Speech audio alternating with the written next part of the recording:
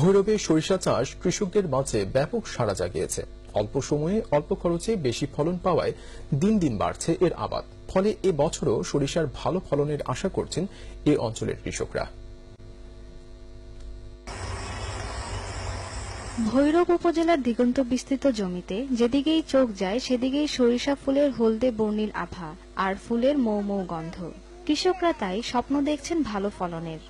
এইটা আমরা বোনাস পাই সরিষাটা আর কি পাট টাট করে ধান দুইটা ফসল মানে করতে পারি। দুইটার ফসলে আমরা সরিষা ফসলটা বৃষ্টি পাইতেছে আর কি। অন্যান্য ফলন করলে দেখা যাচ্ছে উৎপাদন খরচ অনেক বেড়ে যায়, আর সরিষাটা করলে উৎপাদন খরচটা খুবই কম হয় আর লাভমানটা খুবই বেশি। প্রায় 2200-2100 টাকা খরচ হয়। এটার মধ্যে ফলন আয় প্রায় 16 থেকে 17,000 টাকা বিঘে। আবহাওয়া অনুকূলে থাকায় এবারও সরিষার ভালো ফলনের আশা করছেন কৃষি বিভাগ।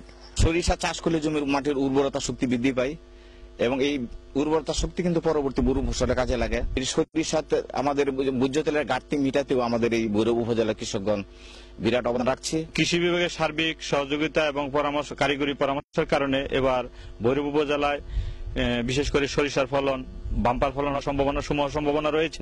কৃষি আবাদ থেকে হারিয়ে যাওয়া সরিষা আবারও ফিরে এসেছে নতুন সম্ভাবনা নিয়ে। Bangla vision news desk.